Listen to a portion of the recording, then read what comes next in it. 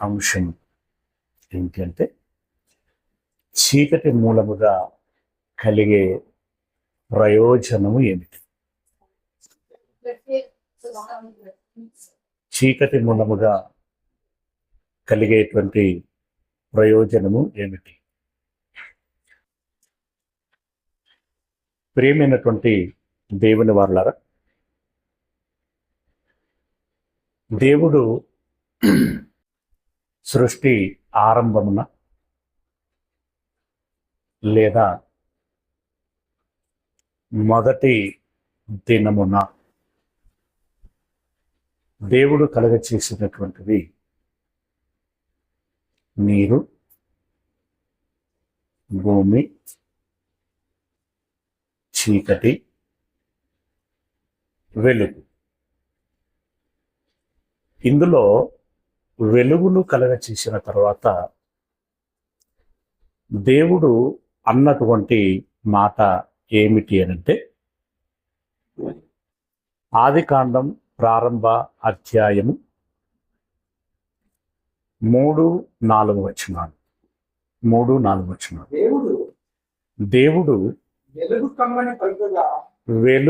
కమ్మని పలుకగా వెలుగు కలిగెను. వెలుగు మంచిదైనట్టు దేవుడు చూచెను.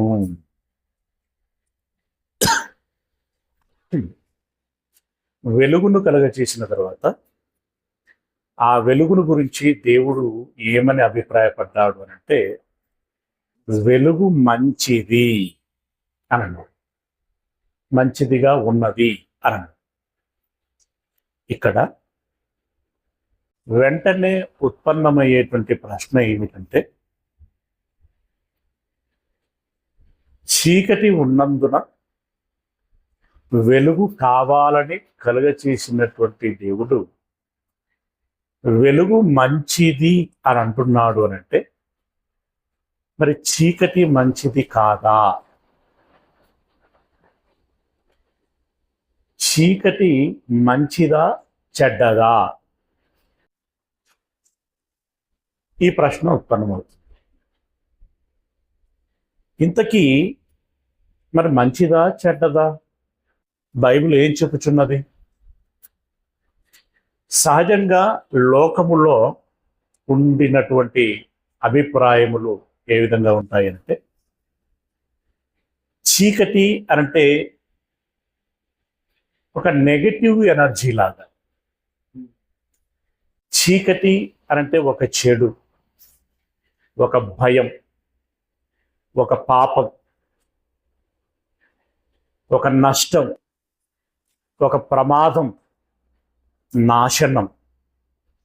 ఈ రకమైనటువంటి అభిప్రాయములు సమాజంలో ఉంటాయి. ముఖ్యముగా క్రైస్తవ సమాజంలో మరీ ఎక్కువగా ఉంటాయి. అందరిలో ఉంటాయి, క్రైస్తవ సమాజంలో మరి కాస్త ఎక్కువగా ఉంటుంది. అలాంటప్పుడు చీకటి అనేటువంటిది ఎలాంటిది, అందును గురించి దేవుడు ఏమని చెప్పాడు, ఏమని వ్రాయించాడు అనేటువంటి విషయాన్ని మనము గమనించాం.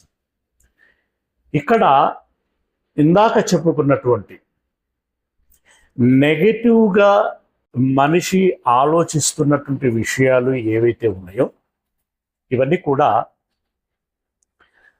మనిషి మానసిక స్వభావాలకు సంబంధించినటువంటి విషయాలు. మనిషి వాటిని గురించి ఏమి ఆలోచిస్తూ ఉంటాడో, ఏమని అభిప్రాయపడుతూ ఉంటాడో, ఏమని ఒక నిర్ణయంలో ఉంటాడో, భావనలో ఉంటాడో, దాన్ని బట్టి ఆ దృక్పథము, అభిప్రాయము అనేటువంటిది వెల్లడి అవుతూ ఉంటుంది. అయితే ఇప్పుడు ఆకాశమును కలగచేశాడు అనంటే ఒక క్రియ, ఒక భౌతిక పరంగా మనం ఆలోచించాల్సినటువంటి విషయం. నీటిని కలుగచేశాడు అంటే ఒక పని, ఒక సృష్టి, ఒక ఆబ్జెక్ట్, లేనిది ఉండున్నట్లుగా కలుగ చేయబడింది. అలాగే భూమి, అలాగే గాలి, ఇవి ఏ విధముగానైతే కలుగ చేయబడ్డాయో, ఈవెందో వెలుగు ఏ విధముగానైతే కలుగ చేయబడిందో, ఈ వెలుగునకు ముందుగా చీకటిని కలుగ చేశాడు. చాలా మందికి పూర్వము నుండి ఉన్నటువంటి ప్రశ్న, ఇది సోషల్ మీడియాలో బాగా ట్రోల్ అయింది. అసలు చీకటి ఎప్పుడు పుట్టింది?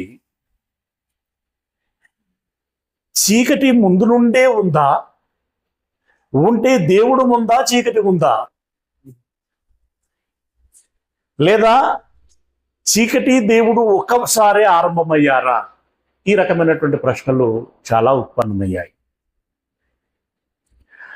అసలు దేవునితో ఒక దానిని పోల్చటం అనేటువంటిదే పొరపాటు. దేవునితో దేనిని పోల్చకూడదు.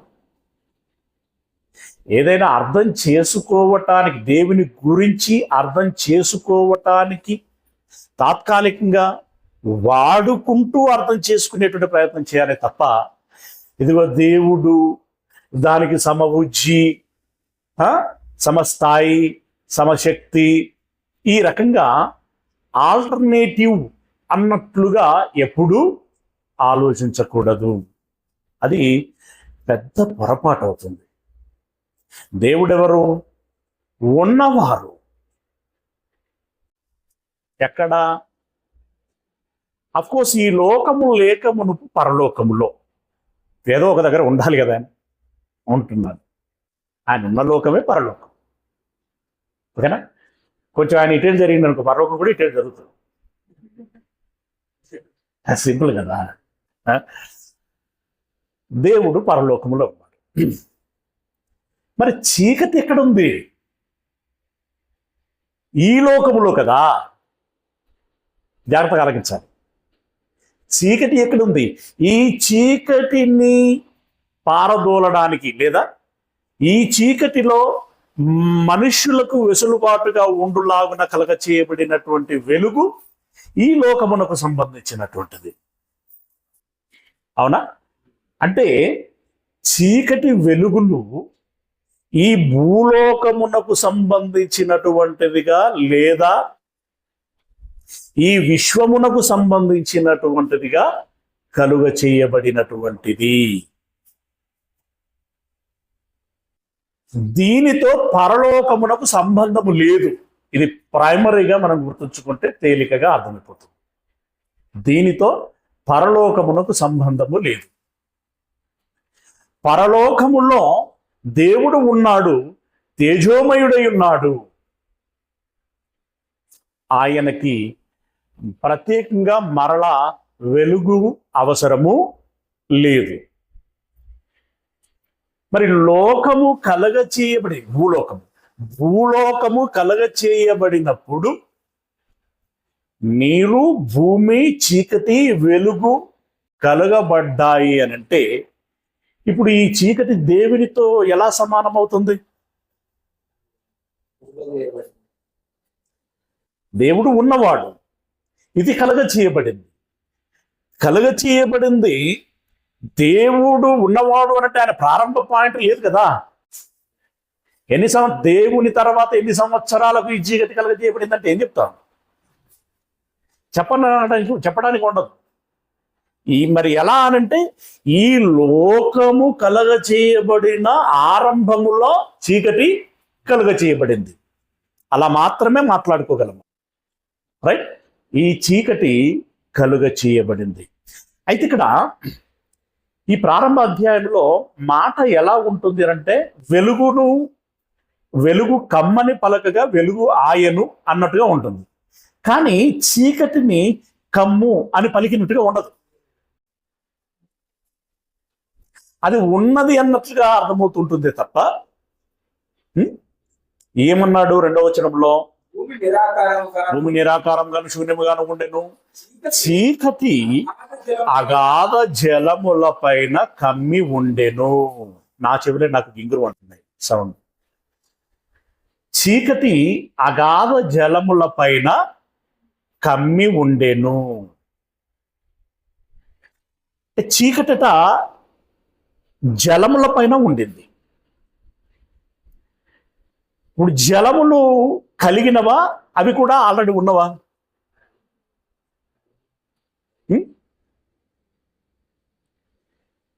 భూమి ఆకాశములను కలగజేసాను అని చెప్పి ముందన్నాడు. నిరాకారంగాను శూన్యముగాను ఉండేను అని అన్నాడు. జలములు అనేటువంటి పదం డైరెక్ట్ వచ్చేసింది.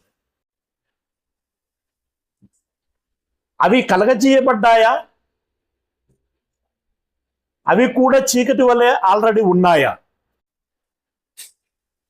ఇవి మనం ఆలోచించాల్సినటువంటి, అర్థం చేసుకోవాల్సినటువంటి విషయాలు. ఓకే, ఈరోజు మనము చీకటికే పరిమితం అవుతున్నాం కాబట్టి జలములను గురించి నేను మాట్లాడట్లేదు. Okay, right. ఇప్పుడు ఈ చీకటిని గురించి ఏం మాట్లాడుచున్నాడు అనంటే 38వ అధ్యాయము యోబు గ్రంథము.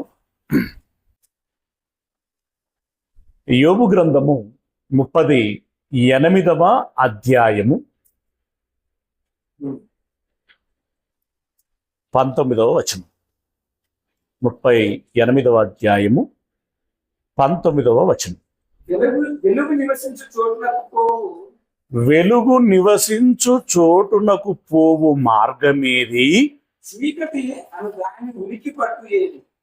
ఇక్కడ జాగ్రత్తగా మనం అర్థం చేసుకోవాల్సినటువంటి విషయం.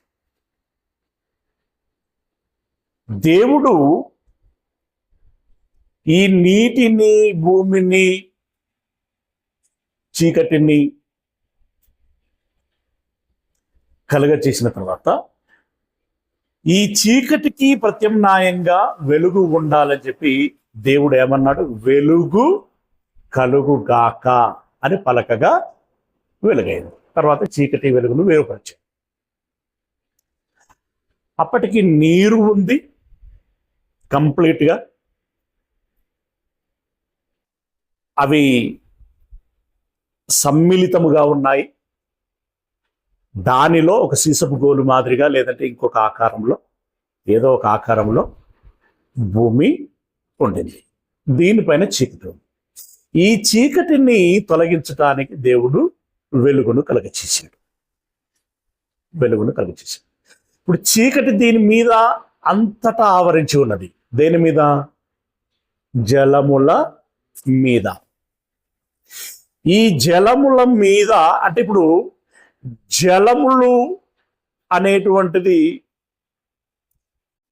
పై భాగములో ఒక అంచు అని అనుకుంటే, ఈ అంచు మీద చీకటి అనేటువంటి ఒక పొర, అది ఎంత మందము అనేటువంటి చెప్పనలవి కాదు. చీకటి అనేటువంటిది ఆవరించి ఉంది. ఈ చీకటిని తొలగించడానికి వెలుగును పెట్టాడు. ఇప్పుడు ఈ విశ్వము ఏమవుతున్నదంటే నీటితో సహా తిరుగుచున్నది. ఇప్పుడు దేవుడు ఇక్కడ అడుగుతున్నటువంటి ప్రశ్న ఏంటంటే, ఈ చీకటి యొక్క కేర్ ఆఫ్ అడ్రస్ ఏంటో నీకు తెలుసా అని అంటున్నాడు. అది ఎక్కడ ఉంటుందో, ఎలా ఉంటుందో, అది ఎలా కలుగ చేయబడిందో నీకు తెలుసా అని అంటున్నాడు. జాగ్రత్తగా గమనించండి. వెలుగు నివసించు చోటునకు పోవు మార్గమేది. ఇప్పుడు వెలుగు గురించి మాట్లాడుకున్నాం కదా, ఇక్కడ ఉంది అది వెలుగు. ఇది నీటి సముదాయం అయితే ఇక్కడ వెలుగుంది. ఈ దీనికి వెళ్ళేటువంటి మార్గం ఏదో నీకు తెలుసా అంటే నువ్వు వెళ్ళగలవా? అది ఎక్కడ ఉందో, ఎలా ఉందో నువ్వు చూసావా? నువ్వు ఎరుగుదువా? నీ నుండి అవుతుందా అని అంటూ ఇంకేమన్నాడు? చీకటి అను దాని యొక్క ఉనికి పట్టు ఏది? మన క్వశ్చన్ దేవుడు వేశాడు. అది ఎక్కడ ఉండింది, ఎలా ఉండింది అంటే ఎట్లొచ్చింది? కలుగజేయబడితే వచ్చిందా, దానంతటా అదే వచ్చిందా అనే ప్రశ్న లేవనెత్తుతున్నాడు. యాక్చువల్గా ఈ సందర్భాన్ని ఎందుకు మాట్లాడుచున్నాడు? యోబు గారితో తన స్నేహితులు మాట్లాడుచున్నటువంటి తరుణంలో తను అసహనానికి గురవుతుండు. అయినా దేవుని పట్ల భక్తి విశ్వాసములు కోల్పోకుండానే దేవుడు నా పట్ల ఇలా ఎందుకు చేస్తున్నాడు అనేటువంటి మనస్తాపముతో ఉన్నటువంటి సమయంలో దేవుడు యోబును, అంత పెయిన్లో ఉన్నటువంటి యోబును కొట్టినంత తీవ్రంగా మాట్లాడాడు. ఎలా మాట్లాడుతున్నాడు అంటే, ఉదాహరణకి ప్రారంభ వచనములు చూసినట్టయితే, యెహోవా సుడిగాలి నుండి ఈలాగున యోబునకు ప్రత్యుత్తరం ఇచ్చెను, జ్ఞానము లేని మాటలు చెప్పి ఆలోచన చెప్పుచున్న వీడెవడు, పౌరుషము తెచ్చుకొని నీ నడుము బిగించుకొని. మట్టిలో పడి ఉన్నాడు, పెంకాక్స్తో కూకుంటున్నాడు. వాళ్ళు వచ్చి అసహనానికి గురి చేస్తున్నారు. ఈ సందర్భంలో దేవుడు అంటున్నాడు, పౌరుషము తెచ్చుకొని నీ నడుము బిగించుకును, నేను నీకు ప్రశ్న వేయుదును, నీవు దానిని నాకు తెలియజెప్పు. ప్రశ్నోత్తరాల కార్యక్రమం నడిపించేటప్పుడు మనమైతే, దేవా నీకేమైనా తెలివి ఉందా, ఇది నీకు సమ్మతమేనా, అసలు నీకు ఏమన్నా అనిపించట్లేదా, నేనేంటి, నా పరిస్థితి ఏంటి, ఈ సమయంలో నువ్వు నన్ను ప్రశ్నలు అడుగుతావా తేరగా. ఈ రకమైనటువంటి మైండ్ సెట్ ఉంటుంది. కానీ దేవునికి మనమేంటో, మన శక్తి ఏంటో, మన సామర్థ్యం ఏంటో, మన పరిస్థితి ఏంటో సమస్తమును ఎరిగినటువంటి వాడు గనక, నీవు సహించగలిగేంత శోధన మాత్రమే నీకు ఇస్తాను, కానీ అంతకు మిక్కిలి నేను ఇవ్వలేను. నువ్వెంత సహిస్తావో నీకు తెలియకపోవచ్చునేమో, కానీ నాకు తెలుసు. ఆ దృక్పథముతో ఎస్, నువ్వేంటో నిగ్గు తేలాలంటే దేవుడు నిన్ను పరాకాష్ఠకు కూడా తీసుకెళ్ళొచ్చు. ఇది ఒక విధంగా అలాగే కనబడుతుంది. నేను ప్రశ్న వేసేదను, నీవు దానిని నాకు తెలియచెప్పుము. నేను భూమికి పునాదులు వేసినప్పుడు నీవెక్కడ ఉంటివి, నీకు వివేకము కలిగి ఉన్నడల చెప్పుము. భూమి పునాద వేసినప్పుడా, నేనా, ఎక్కడున్నానా? ఏంటయ్యా ఈ ప్రశ్నలు, ఏంటి ఈ ప్రశ్నలు, ఏదో సంబంధం ఉందా అన్నట్టుగా ఉండవు. ఇలా ఈ కోవలో మాట్లాడుకుంటూ వస్తూనే మీరు తర్వాత చూడండి, బాగుంటుంది, ఎంజాయ్ చేయొచ్చు. మీకు తెలుసా, బైబుల్ చదువుతూ చాలా ఎంజాయ్ చేయొచ్చు, అది అలవర్చుకోండి. అలా ఎంజాయ్ చేస్తున్నాను గనకనే ఇన్ని రోజులు చదువుతున్నాను, లేకుంటే చాలా కష్టంగా ఉండేది కదా. ఇప్పుడు 22 సంవత్సరాల ఈ సుదీర్ఘ ప్రయాణంలో తెల్లారు లేస్తే బైబుల్ దేరి వచనం చదవాలంటే మామూలునైతే అది మనకు ఇష్టం లేనిది, అది కష్టమైనది, అర్థం కానిది, ఇదేదో సోది, ఈ రకంగా గనక అనిపిస్తూ ఉంటే ఎంత ఇబ్బంది అవుతుందండి చదవటానికి. చాలా కష్టంగా ఉంటుంది, చదవలేము, ముందుకు సాగలేదు, బోరింగ్గా ఉంటుంది, రైట్. బట్ ఎంజాయ్ చేయటం అనేటువంటిది అలవర్చుకోవాలి. అది మానసికంగా మనకు ఎప్పుడు కనెక్ట్ అవుతుంది అనంటే, ఇందులో ఉన్నటువంటి అసైన్మెంట్ ఏంటి, దాంట్లో ఉన్నటువంటి మతలబ్ ఏంటి, దాని రుచి చూడండి. నన్ను రుచి చూసి ఎరగండి అంటారు చూడండి, రైట్. ఆ రకంగా అతన్ని టేస్ట్ చేయండి. ఒకసారి టేస్ట్ చేసిన తర్వాత నండి నువ్వు వదలవు. కొందరు టమాటా కూరకి అడిక్ట్ అవుతారు, మరికొందరు బిర్యానీకి అడిక్ట్ అవుతారు, మాంసానికి అడిక్ట్ అవుతారు. మాకు ఆకుకూరలు అంటే ఇష్టం అండి అన్నట్టు, లైక్ దట్. ఆ రకంగా ఒక్కొక్కరు ఒక్కొక్క దానికి అడిక్ట్ అయిపోయి దాంట్లో ఆనందాన్ని చవి చూస్తూ ఉంటారు. అరే ఇలా చదువుతూ ఉన్నటువంటి తరుణంలో, లేదా దేవుడు చెబుతున్నటువంటి విషయంలో,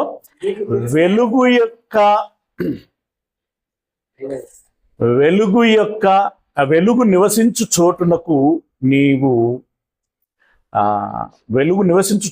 పోవు మార్గమేది, చీకటి అనుదాని ఉనికి పట్టు ఏది, అది ఎక్కడుంది, ఎలా ఉంది, ప్రొడక్షన్ ఎలా జరిగింది. దాని సరిహద్దునకు నీవు వెలుగును కొనిపోవుదువా. చీకటి ఉంది, ఎలా ఉంది అని అంటూనే ఆ ఉన్న దాని యొద్దకి వెలుగును నీవు తీసుకెళ్ళగలవా? ట్రై చేయరు ఒకసారి. క్యాండిల్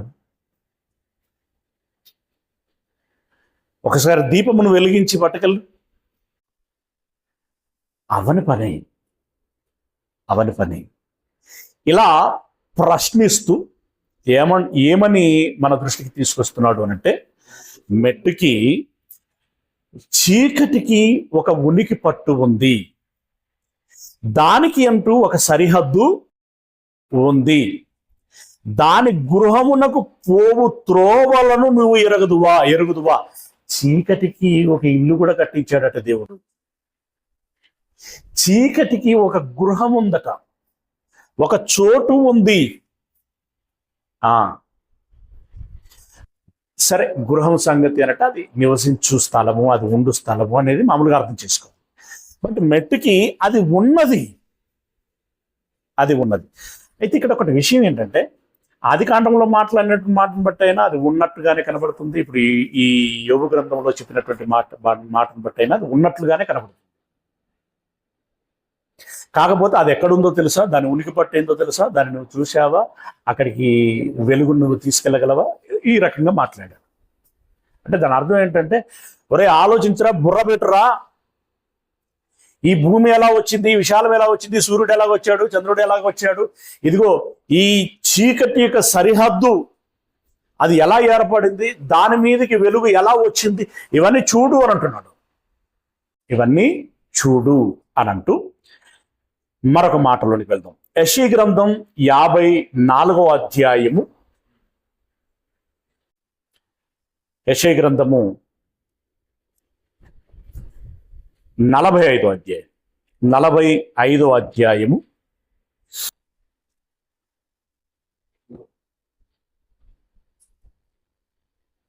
7వ వచనం. 45వ అధ్యాయము 7వ వచనం. నేను వెలుగును సృజించువాడను. సరిపోయిందా? నెక్స్ట్ వర్డ్ అంధకారం అంటే చీకటిని కలగజేయువాడను నేనే అని అంటున్నాడు. వెలుగు ఎవరు తయారు చేశారో, ఇప్పుడు వెలుగు కలుగుగాక అన్నది కదా, వెలుగును కలుగుగాక అన్న దేవుడు చీకటిని కూడా అని ఉంటాడు అనేటువంటి మనకి ఇప్పుడు ఈ మాట స్పష్టం చేస్తుంది. ప్రపంచములు దేవుని మాట వలన కలిగినట్టే మాట సెలవిచ్చాడు కదా, ఆ మాట ద్వారా వెలుగు కమ్మన్నాడు. అదే మాట ద్వారా చీకటి కలుగుగాక అన్నాడు. అయ్యా, మరి ఆ మాట అక్కడ ఆది కాండంలో ఎందుకు రాయలేదు నువ్వు అంటే, నేను రాయనురా. మరి నాకు ఎట్లా తెలవాలయ్యా అంటే, ఉంటది, అదొక పెద్ద పొలం, ఆ క్షేత్రంలో నువ్వు కలుపు తీయాలి, ఏ మొక్క ఎక్కడుందో వెతుక్కోవాలి. కలుగ చేయువాడును నేనే అంటే, ఇప్పుడు దీంతో మనకు అర్థమైపోయిందా, చీకటిని కలుగ చేసేటువంటి వాడు దేవుడు అంటున్నాడు అనంటే, ఒకనాడు ఉన్నటువంటి చీకటి అది కలుగజేయబడింది ఎవరి ద్వారా అంటే దేవుని ద్వారా. ఓకేనా? ఇక కీర్తనల గ్రంథము 104వ అధ్యాయం. యాక్చువల్ ఇది రీసెర్చ్ ఓరియంటెడ్ క్లాస్. ఇది కీర్తనల గ్రంథము 104వ అధ్యాయము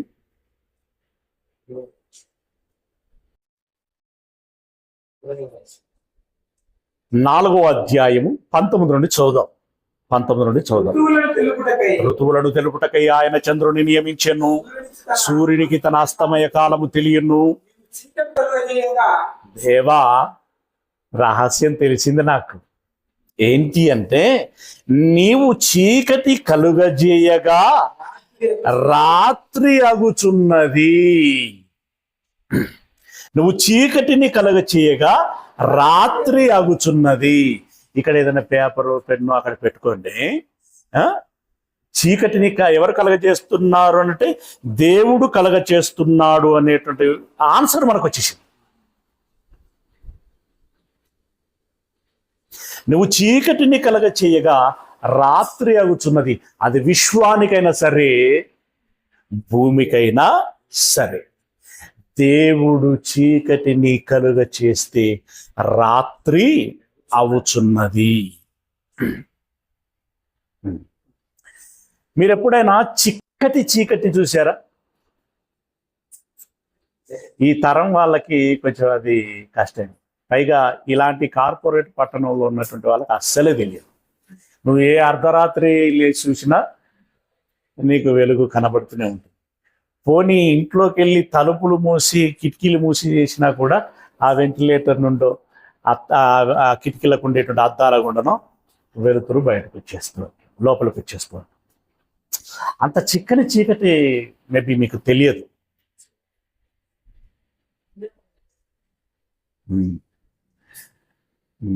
నా వయస్సుకు ఈక్వల్గా ఉన్నటువంటి వారు, ఆ మీదటిగా ఉన్నటువంటి వారికి తెలుసు.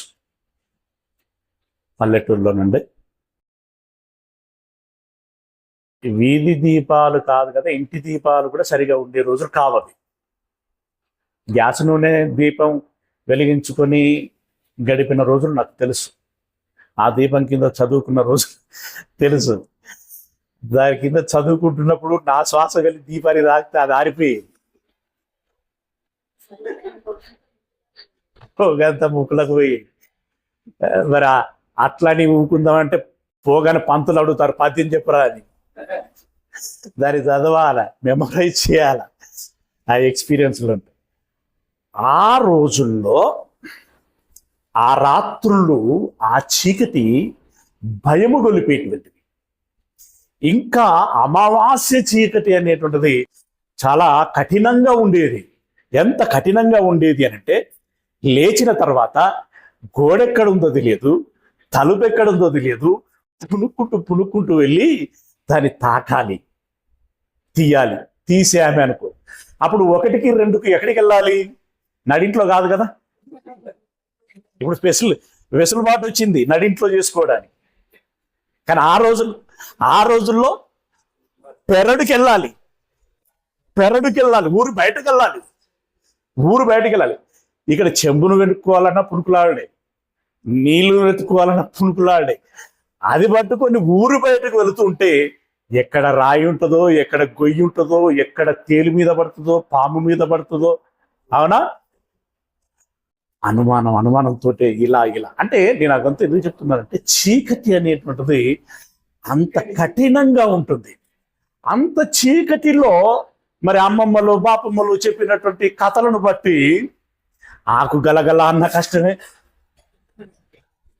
గాలి గట్టికి వచ్చినా కష్టమే, తలుపు కిర్రు అన్నా కష్టమే, అగో ఇలాంటి శబ్దం వచ్చింది అని అంటే కష్టమే. ఇలా వణికిపోయేది. ఆ కారు చీకట్లో బావి దగ్గరికి వెళ్ళి మోటార్లు ఆన్ చేసుకొని కాలువలు 500 మీటర్లు 600 మీటర్ల దూరం కాలువలు, ఆ కాలువలలో నీరు ప్రయాణం చేయటం. అసలే చీకటి, ఆ నీళ్లు కనబడవు, కాలువ కనబడదు.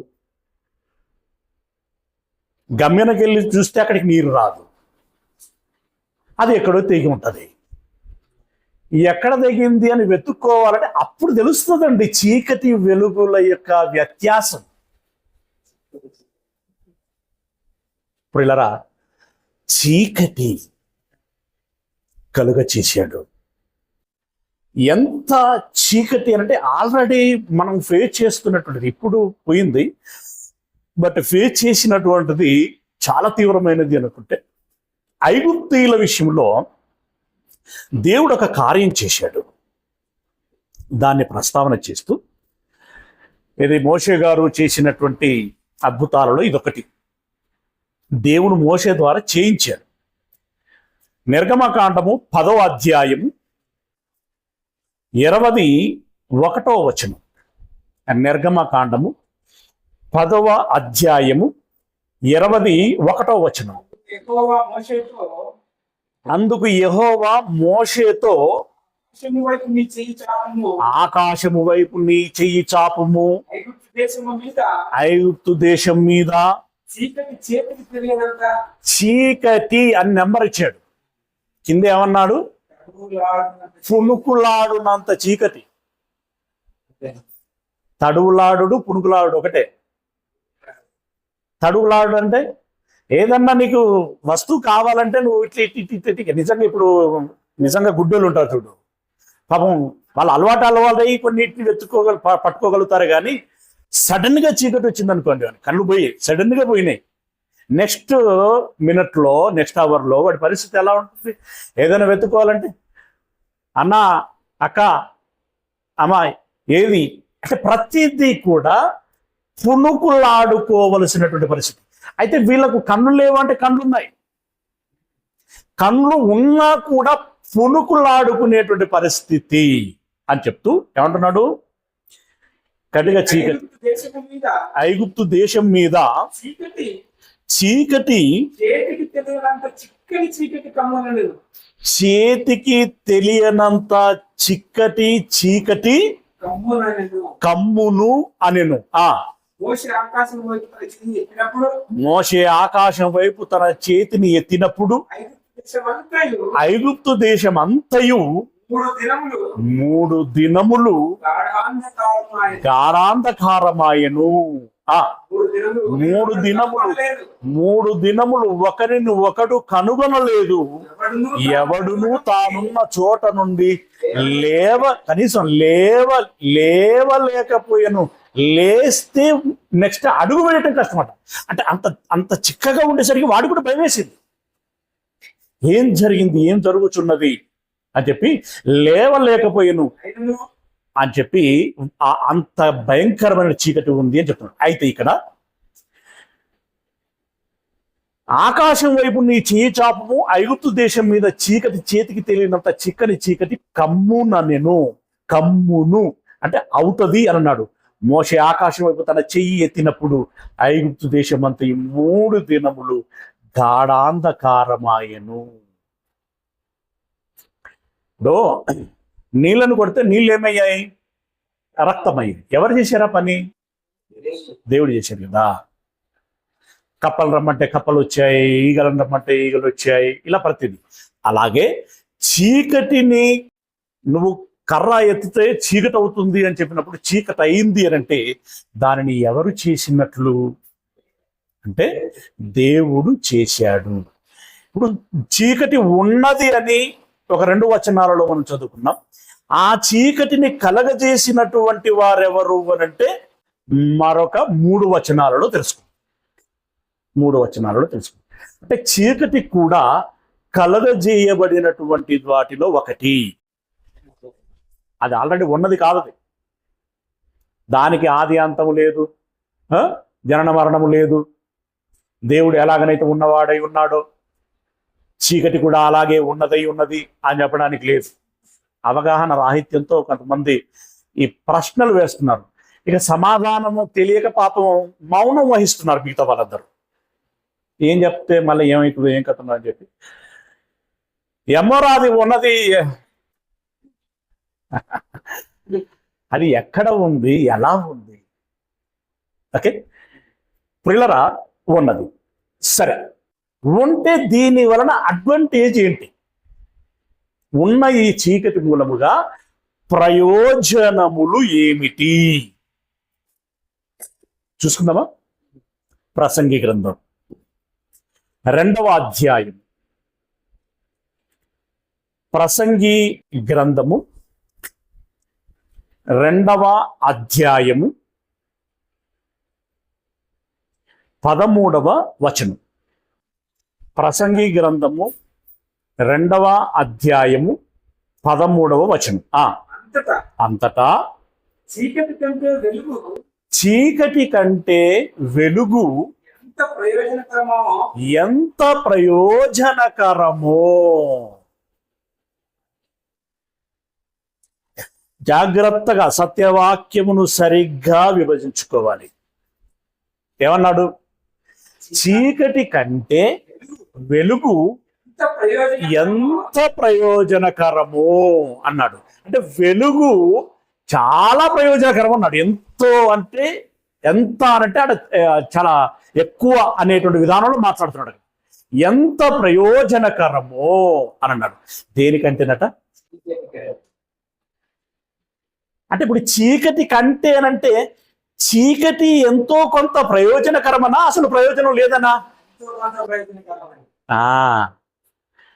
ఇక్కడ బటన్ ఫోన్ ఉంది, ఇక్కడ స్మార్ట్ ఫోన్ ఉంది. ఈ బటన్ ఫోన్ కంటే ఈ స్మార్ట్ ఫోన్ ఎంతో ప్రయోజనకరమో. అంటే ఇప్పుడు ఈ బటన్ ఫోన్ ఎందుకు పనికిరానిదని కాదు అక్కడ. దీని ప్రయోజనం దీనికి ఉన్నది. జాగ్రత్త. మామూలుగా చదివినప్పుడు చీకటి కంటే వెలుగు ఎంతో ప్రయోజనకరం అంటే చీకటి బాగా పనికొచ్చేది, చీకటి ఎందుకు పనికిరానిది అన్న విధానంలో డైరెక్ట్ కనెక్ట్ అయిపోతా ఉంటారు. అక్కడ రాయబడినటువంటి విధానము చీకటి కంటే వెలుగు ఎంత ప్రయోజనకరము అంటే ఎంతో కొంత ప్రయోజనము ఉన్నది. రైట్? ఎంత అనేది కొంత విడమర్చుకున్నారు. ఆది కాండం ఇది వచనం చూపించే ముందు మనం ఒక వివరణ. ఎండ ఎన్ని గంటలు పడుతుంది భూమి మీద? అంటే మనం ఉన్న సైడ్, ఇప్పుడు హైదరాబాద్ ఉందంటే దీని మీద ఎన్ని గంటలు పడుతుంది? తెలంగాణ ఉన్నది అంటే ఎన్ని గంటలు పడుతుంది? అటు ఇటుగా 12 అవర్స్ పడుతుంది. 12 అవర్స్ తర్వాత చీకటి వస్తుంది. అది అస్తమయం. అలా అస్తమయం అవ్వకుండా కంటిన్యూస్గా మే నెలలో ఉన్నట్టుగా అలాగే 24 అవర్స్ 365 డేస్ మనిషి జీవితకాలం అంతా ఉంది అనుకో. వాతావరణం ఎలా ఉంటుంది ఒకసారి చెప్పండి మీకున్న అవేర్నెస్తో.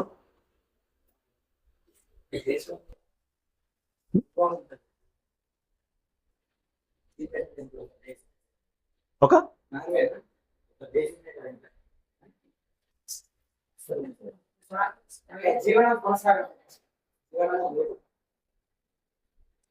అది కూడా క్లైమేట్ లో 6 మాసములు కొంత తేడా వస్తూ ఉంటుంది.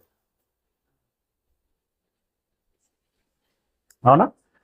నువ్వన్నది రేర్. ఆర్కిటిక్, అంటార్కిటిక్ ఏరియాలలో ఇలా కొంచెం వంగి ఉంటుంది కాబట్టి ఒక దగ్గర మొత్తం చీకటే, ఆల్మోస్ట్ ఆల్ చీకటే. ఎన్నడన్నా ఒక వారం రోజులు కొంచెం వెలుగు వచ్చిందంటే అది అద్భుతం అనమాట వాళ్ళకి. రైట్? ఆ ప్రదేశాలలో పరిస్థితి ఏంటి? విపరీతమైన మంచు. ఎప్పుడు చీకటి ఉన్నాం, మొత్తం చీకటే ఉన్నప్పుడు. అలా కాకుండా ఇప్పుడు నేను చెప్పినట్టుగా ఈ 365 డేస్ మనిషి సర్వైవ్ అయ్యేటువంటి, అంటే బ్రతికి ఉండేటువంటి కాలము ఒక 70-80 సంవత్సరాలు అలాగే ఉండింది అనుకో. అంత వద్దండి, ఒక 10 సంవత్సరాలు ఉంది అనుకోండి, పరిస్థితి ఏంటి? ఈ మొత్తం ఈ వాతావరణములో నీకు నీరు దొరకదు. రెండవది, ఒకవేళ ఇలా ఎనడన్న లభ్యత అయినా అది నిలవ ఉండదు. ఓకే? ముఖ్యంగా నేల మీద ఉండదు, మొత్తం డ్రై అయిపోతూ ఉంటుంది. ఆ డ్రై తీవ్రత ఎక్కువైపోయి ఈ పొడి పొడిగా ఉన్నటువంటి మట్టి కాస్త ఏమవుతుందంటే దాని సారాన్ని కోల్పోయి ఇసుకగా మారిపోతుంది, అంటే ఎడారిగా మారిపోతుంది. మొక్కలు కూడా ఉండవు, అంటే కంప్లీట్గా ఎడారైపోతుంది, ఉష్ణతాపం పెరిగిపోతుంది. అలాగే కంటిన్యూగా ఉంటే మీరు మే మాసంలో చూడండి, ఏ కారణము లేకుండానే కొన్నిసార్లు కొన్ని వస్తువులు తగలబడిపోతూ ఉంటాయి. కొన్ని దగ్గరనేమో సిగరెట్ పడేస్తేనో ఇంకేదైనా కారణాలతోటి ఏదైనా బస్ట్ అయితేనేమో ఆ రకంగా వస్తూ ఉంటుంది. కానీ ఇక్కడ ఏ కారణం ఉండదు, అది తగలబడిపోతుంది. ఎందుకు అనంటే తీవ్రత ఎక్కువైంది. ఒక ఆకును కాల్చగలిగేంత టెంపరేచరు పెరిగింది. మీకు తెలుసు కదా, కొన్ని భూతద్దలు లాంటివి పెట్టి ఆ రేస్ని కాన్సన్ట్రేషన్ అవి అయ్యేటట్టుగా మనం ఒక దాని మీద ఫోకస్ చేస్తే అదేమవుతుంది, లైక్ దట్. అంటే ఇప్పుడు 50 డిగ్రీలు వచ్చిన తర్వాత ఇంకొక డిగ్రీ 2 డిగ్రీలు అలా పెంచుకుంటూ పోయాడు అనుకోండి, కాలిపోతుంది. అంటే పూర్తిగా ఎండ లేదా వెలుగు పగలు ఉంటే కూడా ప్రమాదం. ఇప్పుడు వెలుగు కావాలండి మనిషికి, ఎంత కావాలి, ఎంత కావాలి? ఇప్పుడు సూర్యుడు అంత దూరంలో ఉన్నాడు కదా, ఆయన కాస్త మన హుస్సేన్ సాగర్లో ఉండేటువంటి జెండాకు స్థాపిన స్తూపం ఒకటి ఉంది కదా, దాని మీదకి వచ్చింది అనుకో, అంటే మరి వెలుగు ఎక్కువ వస్తుంది కదా కదా. రెండవది, ఇప్పుడు ఈ మోస్తరులో లైట్ ఇంకా కొంచెం పెంచుకుంటే బాగుండు అని అనుకుంటున్నాం, ఇట్స్ ఓకే. కానీ ఇలాంటి లైట్లు ఒక 100-200 ఫిట్ చేసినాం అనుకో, దీంట్లోనే మనమే ఏమంటాం, బాబోయ్ భరించలేకపోతున్నాం, ఈ లైట్లు తీసేయండి అంటాం. అంటే లైట్ ఎక్కువైనా కష్టమే, లైట్ ఎక్కువైతే నష్టం, లైట్ ఎక్కువైతే ప్రయోజనము కంటే ప్రమాదం కూడా ఎక్కువగా ఉంటుంది. అంటే ఏది ఏ మోతాదులు ఉండాలో ఆ మోతాదులో ఉండాలి. కూరలో ఉప్పు ఉండాల్సినంత ఉప్పు ఉండాలి, కారం ఉండాల్సినంత కారం ఉండాలి, నూనె ఉండాల్సినంత నూనె ఉండాలి. ఇది జాగ్రత్తగా గమనించుకుంటాం మనం, అవునా? అలాగే ఇప్పుడు వెలుగు ఎంత ఉండాలో అంత ఉండాలి. అలా వండులాగున అంతరిక్షంలో దేవుడు అలా సెట్ చేసి పెట్టాడు. ఓకే, అదే సమయంలో మరి ఇప్పుడు వెలుగు కంటిన్యూస్గా అలాగే ఉంటే అది కూడా ఒక సమస్య తీసుకొచ్చి పెడుతుంది అని మనం ఎరిగినటువంటి వారమైతే జాగ్రత్తగా గమనించండి. అది మళ్ళీ మే మాసంలోనే మనం ఆలోచించినట్టయితే డే అంతా ఎండ కొడుతుంది, రాత్రుళ్ళు జాగ్రత్తగా గమనించండి. చల్లదనం ఎప్పుడు ప్రారంభమవుతుంది? 1, 2 3 గంటలు, మరి చెప్పుకోదగ్గ 3 గంటలకి చల్లదనం అప్పుడు ఆరంభమవుతుంది. ఎందుకు అంత దాకా ఎక్కడికి పోయింది ఆ చల్లదనము? అప్పటిదాకా ఎందుకు రాలేదు? ఈ వేడి ప్రభావం ఎక్కువగా ఉంది. అయితే 12 గంటలకున్న వేడి వేరు, 4 గంటలకున్న వేడి వేరు, 6 గంటలకు ఉండేటువంటి వేడి వేరు, 10 గంటలకు ఉండేటువంటి వేడి వేరు, 12 గంటలకు ఉండేటువంటి వేడి వేరు, 3 గంటలకు ఉండేటువంటి వేడి వేరు. ఈ వ్యత్యాసములు ఎందుకు చోటు చేసుకుంటున్నాయి అని అంటే చూడండి, ఒకసారి గమనించండి. 31వ అధ్యాయం ఆదికాండం 31వ అధ్యాయము 40వ వచనం. 31:40 వచనం. పగటి ఎండకును రాత్రి మంచుకును నేను క్షీణించిపోతుని. ఇక్కడ మనం ఈ పాయింట్ ఆఫ్ వ్యూలో మనం ఆలోచించాల్సింది ఏంటంటే, పగలు ఎండ పడుతున్నది, రాత్రులు మంచు కురుస్తున్నది. ఆ మంచు కురుస్తున్నది గనుకనే ఎండాకాలంలో సహితం 3 గంటల వరకన్నా చల్లదనము రాగలుగుతున్నది, లేదంటే ఆ చల్లదనము ఉండదు చెప్పేది అది. ఆ రాత్రి ఏం కురిపిస్తున్నది అనంటే మంచును కురిపిస్తున్నది. అంటే రాత్రి మూలముగా, చీకటి మూలముగా ఈ లోకమునకు అందించబడుచున్నది ఏంటయ్యానంటే మంచు లేదా చల్లదనం. మంచు అంటేనే పర్ఫెక్ట్గా ఉంటుంది. మంచు అంటే ఇక్కడ నేను తట్టుకోలేకపోతున్నాను, క్షీణించిపోతున్నాను అంటే అది ఎక్కువైంది అని అర్థం. అందుకే ఇందాక మనం మాట్లాడుకున్నదంటే ఏది ఎంత ఉండాలో అంత తగినంత ఉండాలి. వెలుగు వేడిమి తగినంత ఉండాలి, అలాగే ఈ మంచు చీకటి కూడా తగినంత ఉండాలి. ఓకే, ఇది ఒక అడ్వాంటేజ్. చీకటి మూలముగా మంచు అనేటువంటి ఒక ఫలము మనకు ఉంటుంది. ఓకేనా. నెక్స్ట్ కీర్తనల గ్రంథము 127వ అధ్యాయం. ఇప్పుడు వీళ్ళు నైట్ డ్యూటీలు చేసే వాళ్ళు ఉన్నారు కదా, ఈ నైట్ డ్యూటీ చేసే వాళ్ళు ఎక్స్పీరియన్స్ చేసి మనకు కూడా ఎక్స్పీరియన్స్ ఉంటుంది. చెప్పండి, పగలు ఎక్కువ నిద్ర పడుతుందా, రాత్రి ఎక్కువగా నిద్ర పడుతుందా? రాత్రి సౌకర్యవంతంగా ఉంటుంది.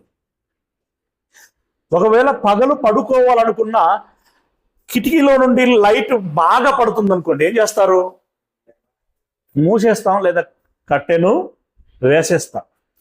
అప్పటికి ఇంకా ఎఫెక్ట్గా ఉంది అంటే కండ్ల మీద ఏదైనా క్లాత్ పెట్టుకుంటాం. అంటే ఈ కండ్లకు ఎంత చీకటి ఉంటే నిద్రించటానికి అంత అనువుగా ఉంటుంది. నిద్ర మనిషికి ఏమైనా ప్రయోజనమా? అబ్బో, అది లేకపోతే అసలు అయిపోయినట్టే కదా. నిద్ర మూలంగా ముందుగా మెదడు రీఫ్రెష్ అవుతుంది. మనం ఎలాగనంటే ఈ ఫోన్లను కానీ ఎలక్ట్రానిక్స్ వస్తువులను గ్యాడ్జెట్లని మనం రీబూట్ చేస్తాం చూడండి, రీబూట్ చేసినట్టు అవుతుంది. అలాగే మన శరీర అవయవాలన్నీ కూడా తిరిగి శక్తిని పుంజుకుంటాయి. తద్మూలంగా ఆలోచన పర్ఫెక్ట్గా ఉంటుంది, పని బలము పర్ఫెక్ట్గా ఉంటుంది. దానికి నిద్ర అవసరం. మనం నిద్రించాలి అంటే ఏం అవసరం? చీకటి అవసరం. నిద్రించాలి అంటే చీకటి అవసరం. అందుకే కనురెప్పలు చీకటి కోసమే. కనురెప్పలు దేనికోసం? చీకటి కోసం. నువ్వు కొంతమంది ఆఫ్గా తెరిచి నిద్రపోతూ ఉంటారు. అయితే ప్రాక్టికల్గా విషయం ఏంటో తెలుసా? ఇక్కడ నిద్రలోకి జారే ముందు ఈ కంటికి వచ్చే నర్వ్స్ ఏవైతే ఉంటాయో అవి షట్ డౌన్ అవుతాయి.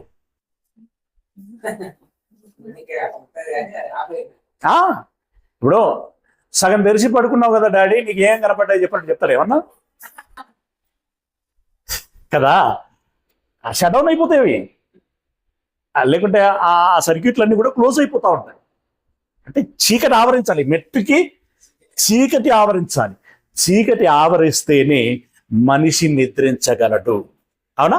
అందుకే రాత్రులు నిద్రపోవాలి అని చెప్తున్నాడు. ఓకేనా? దాన్ని చూడండి. ఇప్పుడు కీర్తన గ్రంథం 127వ అధ్యాయము 2వ వచనం. కీర్తన గ్రంథం 127వ అధ్యాయము 2వ వచనం. మీరు వేకువనే లేచి చాలా రాత్రి అయిన తర్వాత పండుకొనుచు. చాలా రాత్రి అనేది తప్పది, అంటే మనిషి చేయకూడదు అట్లా మామూలుగానే. అయితే మీ మనిషి పని ఆరాట ఉన్న వాళ్ళు ఏం చేస్తారో చెప్తున్నాడు అక్కడ. పని ఆరాట ఉన్న వాళ్ళు ఏం చేస్తారంటే పొద్దున్నే లేచి ఎంత లేట్గా ఎంత చేయగలిగేటువంటి అవకాశం ఉంటే అంత చేసి లేట్గా పడుకుంటే అంత సంపాదన ఎక్కువగా ఉంటుంది అనుకుంటున్నాడు. సరే, నువ్వు ఎంత చేసినా అని చెప్తున్నాడు. లేట్గా ఏమన్నాడు? వేకువనే లేచి చాలా రాత్రి అయిన తర్వాత పండుకొనుచు. నువ్వు ఎంత భుజించినా కూడా ఇంకా నీకేం ప్రయోజనం ఉండదురా, అది ఇది అని చెప్తున్నాడు. సార్, కానీ ఇక్కడ ఒక పాయింట్ ఏంటంటే నిద్రించే సమయాన్ని గురించి చెప్తున్నాడు. రాత్రి వేళ నువ్వు నిద్రించటం అనేటువంటిది రాత్రి వేళ జరుగుతుంది అని అన్నాడు. ఓకే. రెండవది సమూయేలు గ్రంథము మొదటిది. సమూయేలు గ్రంథము మొదటి పుస్తకము 3వ అధ్యాయము. చాలా రెఫరెన్సులు ఉంటాయండి, బట్ మనకి కొంచెం తేలికగా అర్థం చేసుకోవటానికి ఏముంటాయో అవి మాత్రమే నీకు మెన్షన్ చేస్తున్నాను. సమూయేలు గ్రంథం మొదటిది 3వ అధ్యాయం 15వ వచనం. 3వ అధ్యాయము 15వ వచనం. తర్వాత సమూయేలు పండుకొని ఉదయము అయ్యేంత వరకు పడుకొని అని అన్నాడు. ఎప్పటిదాకా పడుకోవాలి?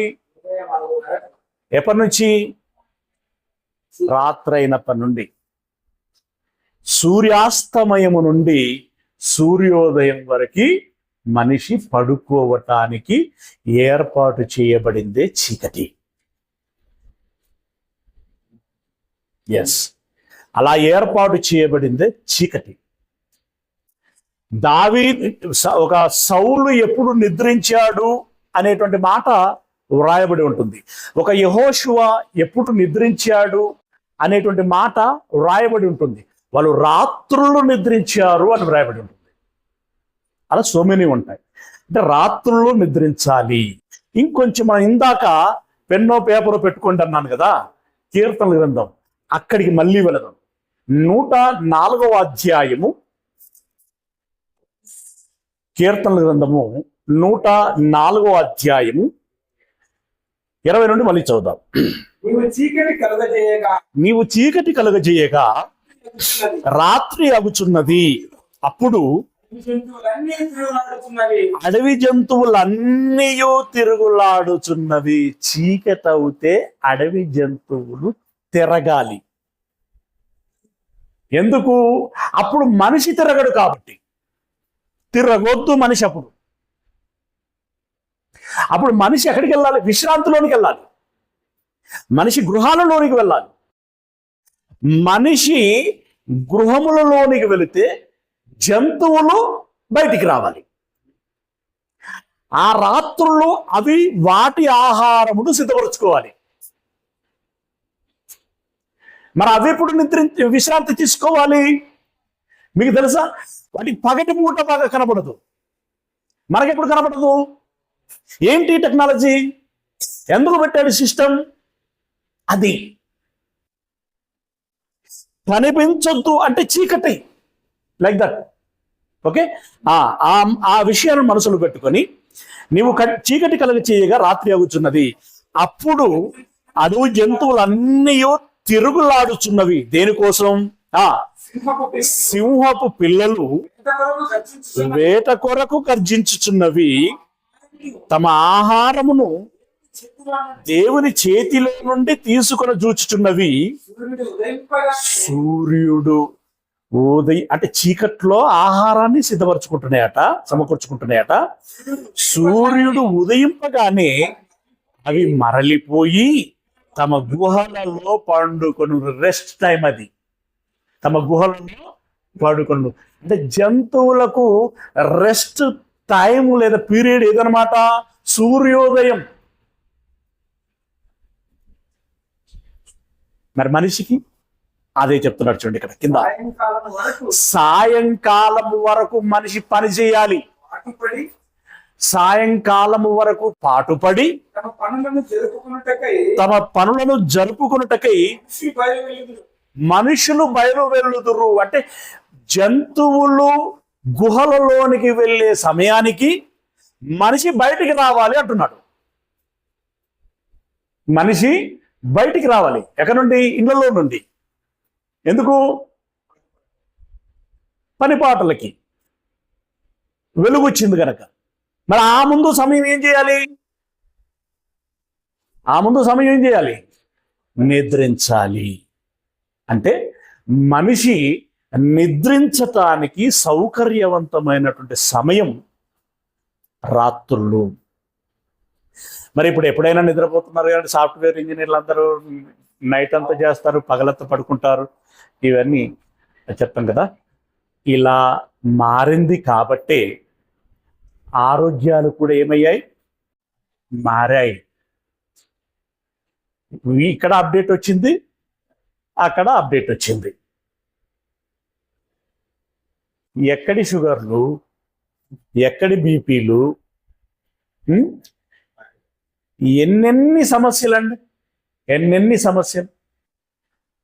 బాడీలో ఎన్ని ఆర్గాన్లు ఉన్నాయో అన్ని రకాలైనటువంటి రుగ్మతలతోటి మనిషి ఈరోజు దినదిన గండంగా సఫర్ అవుతూ వస్తున్నాడు.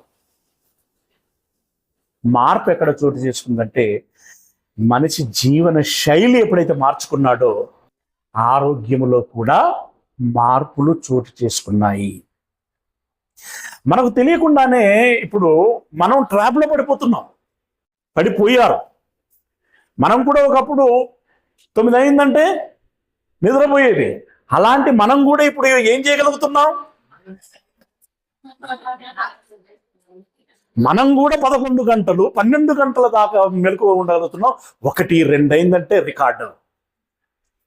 రాత్రి నేను ఎన్ని గంటలకు పడుకున్నాను తెలుసా? అది ఏదో సాధించినట్టుగా 2 గంటలు పడుకున్నాం. ఎన్ని గంటలకు లేచావు కదా? మళ్ళీ 10 కావాలి. మరి ఇది ఎక్కడ పోయింది? నువ్వు పగలు చేసిన పని రాత్రి చేసావు, రాత్రి చేసిన పని పగలు చేసావు. సిస్టమ్ దెబ్బతిన్నది. లేదు అలాగనే నువ్వు ఇప్పుడు 2 గంటలకు పడుకొని నువ్వు ఉదయం 6 గంటలకి లేసావు అనుకో, నీ పర్ఫార్మెన్స్ ఎలా ఉంటుంది నీ పని మీద? అది పడుకున్నట్టు కాదు, పని చేసినట్టు కాదు. సగం సగం పనులు చదివినట్టుగానే ఉంటుంది. ఒక ముక్క తలకెక్కదు. అవునా? ఇప్పుడు ధర్మన్న లాంటి వాళ్ళు ఓ షెడ్ మీదకి ఎక్కాలి. ఎక్కిన తర్వాత అక్కడికి డౌట్ వస్తుంది, అక్కడ నేను ఇక్కడ ఉంటానా కింద పడుతున్నా అని కదా. అంటే పనిలో బ్యాలెన్స్ అనేది మిస్ అయిపోతుంది, రైట్? కనుక ఏ సమయంలో చేయవలసిన పనులు ఆ సమయంలో చేయలాగునా దేవుడు చీకటిని ఎందుకు ఇచ్చాడు అంటే ఓవరాల్గా మనం చెప్పాల్సినటువంటి విషయం ఏంటంటే, మనిషి విశ్రాంతి తీసుకోవటానికి, జంతువులు తమ ఆహారాన్ని సంపాదించుకోవడానికి చీకటి వలన ఆ ప్రయోజనం. ఇక మరొక మాట, ద్వితీయోపదేశకాండం 33వ అధ్యాయము 14వ వచనం. ద్వితీయోపదేశకాండం 33వ అధ్యాయము 14వ వచనం. సూర్యుని వలన కలుగు ఫలములు. జాగ్రత్తగా గమనించండి. సూర్యుడు ఉన్నప్పుడు కూడా చంద్రుడు ఉంటాడు, కానీ చంద్రుని యొక్క ఇన్ఫ్లుయెన్స్ మన భూమి మీద పడదు. ఓకే, మరి ఎప్పుడు పడుతుంది? చంద్రుని యొక్క ప్రభావం భూమి మీద ఎప్పుడు పడుతుంది? రాత్రులు పడుతుంది. అంటే చంద్రుని యొక్క ప్రభావము రాత్రులు పడాలి అని అంటే జాగ్రత్తగా గమనించండి. సూర్యుడు ఉంటే చంద్రుని యొక్క ప్రభావం భూమి మీద పడదు. అది ఎప్పుడు పడుతుంది అంటే రాత్రులు పడుతుంది. మరి ఇప్పుడు చంద్రుని యొక్క ప్రభావం పడాలంటే ఏముండాలి? రాత్రి ఉండాలి, చీకటి ఉండాలి. దీన్ని దృష్టిలో పెట్టుకొని చదవండి. 33:4. సూర్యుని వలన కొన్ని ఫలములు ఉన్నాయి, అవి చాలా చెప్పబడతాయి.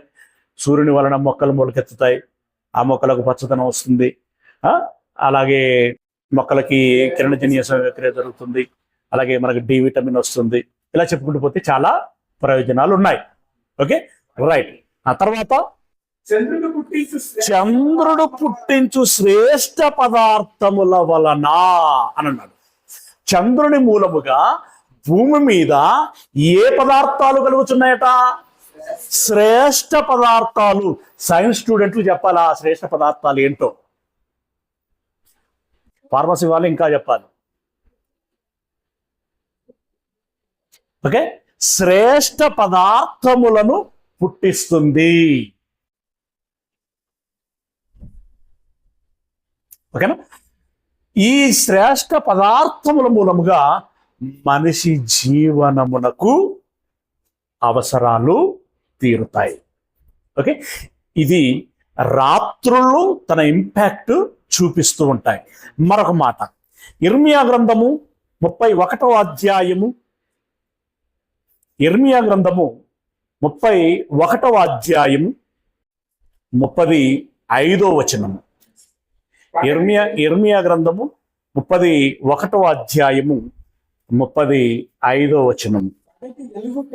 పగటి వెలుగుకై సూర్యుని రాత్రి రాత్రి రాత్రి ఉండాలి, ఆ రాత్రిలో కొంత వెలుగు ఉండాలి. చంద్ర నక్షత్రములను నియమించువాడును దాని తరంగములు ఘోషించినట్లు సముద్రమును రేపువాడునగు యెహోవా. ఈ చంద్రుడు నక్షత్రం రాత్రి ఉంటే, ఆ రాత్రులు చంద్రుడు నక్షత్రములు ఉంటే, ఆ చంద్ర నక్షత్రముల ప్రభావము సముద్రం మీద పడితే, ఆ సముద్రములో ఏమవుతున్నదంటే ఆ తరంగములు రేగుచున్నవి అని అంటున్నాడు. వాటినే అలలు అంటాము. ఇంకా కొంచెం లోతుకు వెళితే ఆటుపోట్లు అని అంటాం. అంటే సముద్రము కొంత ఈ ధరికి తీరమునకు నెట్టుకొస్తూ ఉంటుంది. మళ్ళీ అంటే ఇది పౌర్ణమిలో ఎక్కువగా ముందుకు వస్తూ ఉంటుంది, అమావాస్యలో వెనకకు వెళ్ళిపోతూ ఉంటుంది. వెనకకు వెళ్ళిపోతూ ఉంటుంది. ఈ ముందుకు వెనకకు అదేమన్నా బాటిలో నీళ్ళ, కొన్ని కుండలో నీళ్ళ, 3 వంతుల విస్తారమైనటువంటి సముద్రం, కిలోమీటర్ల కొద్ది లోతులో ఉండేటువంటి సముద్రం. అది ఒక్కసారి కదిలింది అనంటే దాని ఇంపాక్ట్ ఎంత ఉండాలి? దాని ఇంపాక్ట్ ఎలా ఉండాలి? దోమ కదలడం వేరు, ఏనుగు కదలడం వేరు. తేడా ఉంటుందా ఉండదా? అవునా? అలాగే ఈ మహాసముద్రము ఒక్కసారి కదిలింది అనంటే మదనము జరుగుతుంది. అందులో మదనము, ఆ మదనములో నుండి వేడి పుడుతుంది, ఆ వేడిలో నుండి ఆవిరి పుడుతుంది, ఆ ఆవిరి నుండి నీరు ఆకాశంలోనికి వెళుతుంది. ఈ మంచు ఎక్కడి నుండి వస్తుంది అనుకుంటున్నారు మీరు? ఇందాక మనం చదువుకున్నాం కదా, రాత్రులు కురిసే మంచు మూలంగా నేను క్షీణించిపోతున్నాను. ఈ మంచు ఎక్కడి నుండి వస్తుంది అనుకుంటున్నారు మీరు? రాత్రి అయినంత మాత్రం మంచు ఎక్కడి నుండి రావాలి కదా? మంచు కురుస్తుంది, వర్షం కురుస్తుంది, ఇవన్నీ ఋతువులు అన్నాం కదా, వాటి ఇంపాక్ట్లు అన్నీ కూడా ఈ చంద్రుని మూలంగా ఉంటాయి. అయితే ఈ చంద్రుని యొక్క ఇంపాక్ట్ ఈ భూమి మీద, ఈ సముద్రం మీద ఎప్పుడు ఉంటుంది అంటే రాత్రులు ఉంటాయి. ఇలా రాత్రి మూలంగా లేదా చీకటి మూలంగా ఎన్ని ప్రయోజనాలు మనకి ఉంటాయి. ఎన్ని రాసుకున్నారండి? ఆల్మోస్ట్ ఎన్ని రకాల ప్రయోజనాలు రాసుకున్నారు? చాలా అయినట్టున్నాయి కదా. ఈ కారణాలను బట్టి చీకటి అవసరమా లేదా? చాలా అవసరం. అయితే ఇప్పుడు మనం ఇందాక మాట్లాడుకున్నటువంటి ఆహారం కావచ్చు, నీరు కావచ్చు, విశ్రాంతి కావచ్చు, సో ఇవన్నీ ఏవైతే ఉన్నాయో దేనికి అవసరం? ఆత్మక, శరీరానిక? శరీరానికి అవసరం. అంటే ఇప్పుడు ఈ చీకటి దేనికి అవసరము అంటే శరీరానికి అవసరం, ఆత్మకు అవసరము లేదు. రైట్? దేవుడు కలగజేసిన ఆ వెలుగు, దేవుడు కలగజేసినటువంటి ఆ చీకటి ఈ మనిషి భూమి మీద ఉండేంత కాలం వరకు మాత్రమే అవసరము. ఈ భూమిని విడిచిపెట్టి వెళ్ళాల్సినటువంటి చోటుకు వెళ్ళిన తర్వాత సరిగ్గా నరకము, దాని గాఢాంధకారము, దాని సంగతి పక్క పెట్టండి, అది తర్వాత మళ్ళీ ఎప్పుడైనా. ఇప్పుడు పరదయసుకు లేదా ఫైనల్గా పరలోకానికి వెళ్ళాడు అనుకోండి, అప్పుడు చీకట్లు అవసరమా అని అంటే చెప్తున్నాడు. ప్రకటన గ్రంథము 21వ అధ్యాయము, ప్రకటన గ్రంథం 21వ అధ్యాయము 23వ వచనం. ఆ పట్టణములో ప్రకాశించుటకై సూర్యుడైనను చంద్రుడైనను దానికి అక్కరలేదు. ఏ పట్టణం ఇది? పరలోక పట్టణం. పరలోక పట్టణం చేరిన తర్వాత అక్కడ చీకటితో పని లేదు. ఏమంటే సూర్యుడైనను చంద్రుడైనను దానికి అక్కరలేదు. అంటే మొత్తంగా ఏం చెప్తున్నాడంటే ఇక్కడున్న ఈ వెలుగులు, ఈ చీకట్లు పరలోకములో అవసరం లేదు. దేవుడే దానికి వెలుగై ఉంటాడు. యేసుక్రీస్తుల వారే దానికి తేజస్సును అందిస్తుంటారు. మహిమయే దానిలో ప్రకాశించుచున్నది. కాబట్టి ఆ ప్రకాశము సరిపోతుంది. ఇది చీకటిని గురించి దేవుడు ఇస్తున్నటువంటి వివరణ. వెలుగు గురించి తక్కువ మాట్లాడుకున్నాం, చీకటి గురించి ఎక్కువగా మాట్లాడుకున్నాం. ఎందుకంటే మన టాపికే సెంట్రలైజ్డ్ అది కాబట్టి దాని గురించి మాట్లాడుకున్నాం. ఇంకా నేను అప్పుడప్పుడు మీకు జ్ఞాపకం చేసి ఉంటాను, కొన్ని మెడిసిన్లు ఎక్కడ దాచిపెట్టమంటారు? దాని నాణ్యత చెడిపోకుండా ఉండాలి అంటే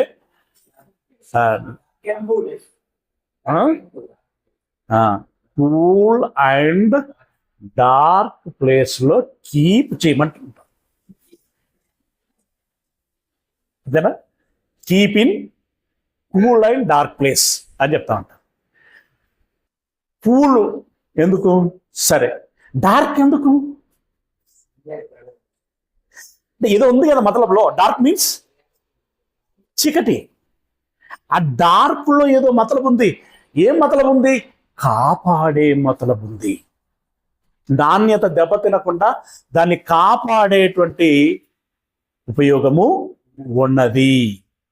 అందుకే భూమిని కలగచేసి ఈ వెలుగు కలిగేంత వరకు దాన్ని దేంట్లో ఉంచాడు? Keep in cool and dark place. Cool ఎక్కడిది? ఉన్నది నీళ్ళల్లో, అవునా? డార్క్. అందుకే భూమికి అంత నాణ్యత. భూమి అంటే ఏంటండి? ఓ పెద్ద గనెది. మొక్కలకు సారాన్ని ఇస్తుంది, ముచ్చటపడే బంగారాలను ఇస్తుంది, ఇంకా వజ్రాలను ఇస్తుంది, రత్నాలను ఇస్తుంది, వైడూర్యాలను ఇస్తుంది, ఎంతెంత సంపాదన ఇస్తుందండి. అంత నాణ్యత ఎక్కడి నుండి వచ్చింది? అంత నైపుణ్యం దానికి ఎక్కడి నుండి వచ్చింది అని అంటే దేవుడు ఈ రకంగా కొన్ని రోజులు, ఆ మాటకు వస్తే సంవత్సరాలు, లక్షల కొద్దీ పడుతుంది, అంత సమయాన్ని భూమిని అందులో ఉంచాడు. చల్లని ప్రదేశంలో అలాగే చీకటి ప్రదేశంలో ఉంచాడు. ఆ రకమైన ప్రయోజనము మనకు ఉంది. రైట్, ఇప్పుడు ఇది సృష్టికి సంబంధించినటువంటి చీకటి. ఇది పాఠం అయిపోయింది. మీకు మళ్ళీ ఇది వేరే విడమర్చి చెప్పాల్సిన అవసరం లేదు, కానీ ఓవరాల్గా ఒక ఐడియా ప్రారంభంలోనే చెప్పాను. ఏంటి? చీకటి నా బ్రతుకులో అంధకారం అలవటించింది అని అన్నాం అనుకోండి, అంటే దాని అర్థం ఏంటి? ఏదో కష్టాలు నష్టాలు వచ్చాయి అని దాని అర్థం. అందుకే కొన్ని పదాలు చెప్పాను కదా, రాసుకున్నారు ఎవరైనా? చదవండి. పాపము అంటే ఈ పాపం చేయటం అనేటువంటిది అది చీకటితో ఎందుకు పోల్చబడింది అని అంటే, పాపం చేయటం మూలంగా దేవుడు నీ మీద శిక్ష తీసుకొస్తాడు. పాపం చేయటం మూలంగా నీకు నష్టం సమాజానికి నష్టం జరుగుతుంది. సమాజానికి నష్టం జరిగిన తర్వాత ఆ ఎఫెక్ట్ నీ మీద కూడా పడటానికి అవకాశం ఉంటుంది. నీవు నష్టంలోనికి వెళ్తావు. ఈ నష్టము అని చెప్పటానికి చీకటి అనేటువంటి పదము, పాపము, తర్వాత నాశనం, నష్టం, చెడు, నేను రాసినాను కదనే, భయంకరము, ప్రమాదము, ఇలాంటివి కొన్ని పదాలు రాసుకున్నాం కదా. ఇవన్నీ కూడా నెగిటివ్గా స్వభావాలకి సంబంధించినటువంటి విషయాలు. ఈ చీకట్లకి దేవుడు కలగజేసినటువంటి చీకటి వెలుగులకి సంబంధము లేదు. వాటిని కలపడానికి వీలు లేదు. కొంతమంది ఏమవుతా ఉంటారంటే జంబ్లింగ్, వీటిని వాటిని కలిపేస్తూ ఉంటారు. నిజం, నేను అంటే అతిశయము అనుకోవచ్చు, కానీ గర్వము అని నేను అనుకోవట్లేదు. ఏంటి అని అంటే, ఈ విషయంలో లోకం ఎలా ఆలోచిస్తున్నది అని చెప్పి నేను గూగుల్ సెర్చ్ చేస్తే, నిన్న ఉదయం ఆన్లైన్ క్లాస్ అయిపోయిన తర్వాత అలాగే కంటిన్యూగా కూర్చున్నాను. నేను ఎన్ని గంటలకు కూర్చున్నాను అంటే, క్లాసు కోసం 5 గంటలు కూర్చుంటే 11:30 గంటలకి సీట్ నుండి లేచానంటే నేను. అంటే క్లాస్ అయిపోయిన తర్వాత ఈ సబ్జెక్టుకి కంటిన్యూషన్ రీసెర్చ్లో ఉన్నాను నేను. ఇప్పుడు నీ 6:30 గంటలకి క్లాస్ అయిపోయింది అనుకుంటే అప్పటి నుండి 11:30 అంటే ఎన్ని గంటలు? మోస్ట్లీ 5 గంటలు అలా పడుతుంది అటు ఇటుగా. 5 గంటలు దీని మీద కూర్చొని, ఎందుకంటే ఒక విషయము మనము ఒక కంక్లూజన్కి తీసుకొస్తున్నప్పుడు చుట్టూ ఉన్నటువంటి వారి యొక్క ఆలోచనలు కూడా మనం ఒకసారి గమనించుకోవలసి ఉంటుంది. అందుకోసం నేను గూగుల్ సెర్చ్ చేసినప్పుడు ఈ చీకటిని దేవుడు ఎందుకు కలగజేశాడు, చీకటి యొక్క ప్రయోజనం ఏంటని కొడితే, చీకటి మూలంగా ఏ ప్రయోజనం లేదు. చీకటి మూలంగా నీ బ్రతుకు అంధకారమైపోతుంది, నువ్వు నాశనం అయిపోతావు. చీకటి వెలుగంటే యేసు, చీకటి అంటే సాతాను, చీకటి అంటే గాఢాంధకారం, నరకం, ఇవి తప్ప ఈ విశ్లేషణ పెద్దగా లేదండి. అందుకే నేను పిల్లలకు చెబుతున్నాను, మన పాఠాలన్నీ వెబ్సైట్లలో ఉండాలి. మన పాఠాలన్నీ వెబ్సైట్లలో ఉండాలి. ఎందుకంటే సెర్చ్ చేసుకున్నట్టు ఇప్పుడు నేర్చుకోవటానికి ఒక్కొక్కరు ఒక్కొక్క సాధనాన్ని ఎంచుకుంటారు. వాళ్లకు ఇలాంటివి ఉపయోగపడాలి అని అంటే మన పాఠాలు వెబ్సైట్లలో ఉండాలి. మరి ఉండాలి అని అంటే ముందు వెబ్సైట్ కొనుక్కోవాలి, ఆ తర్వాత వెబ్సైట్లలో మనం అప్లోడ్ చేయాలి. అప్లోడ్ చేయాలంటే అది చిన్న పరిశ్రమ ఏం కాదు. ఒక మనిషి కంప్లీట్ దానికి అంకితం అయిపోవాలి. ఎవ్రీడే డ్యూటీ ఉంటుంది ఇక. ఎందుకంటే టైపింగ్, కోడింగ్ అంతా చాలా పెద్ద పనులు కాబట్టి అలా ఉండాలి. అలా ఉండాలి అని అంటే ఇదిగో యువకులైనటువంటి మీ అందరికీ దేవుడు చేతి నిండా ఒక పనిస్తున్నాడు. అలాగే ఛాలెంజ్ కూడా చేస్తున్నాడు. టాస్క్ చేస్తారా, మీరు చెయ్యరా? రైట్. అలాగే బాధ్యతలను అప్పగించి మిమ్మల్ని మీరు నిరూపించుకుంటారా, నిరూపించుకోరా అని చెప్పి దేవుడు అడుగుచున్నాడు. ఏం చేస్తారో మీ ఇష్టం. చేసుకున్న వాళ్ళకు చేసుకున్నంత, నిద్రించిన వాళ్ళకు నిద్రించినంత. Wish you all the best. మీ అందరికీ అర్థమైంది అని అనుకుంటున్నాను. ఓకేనా?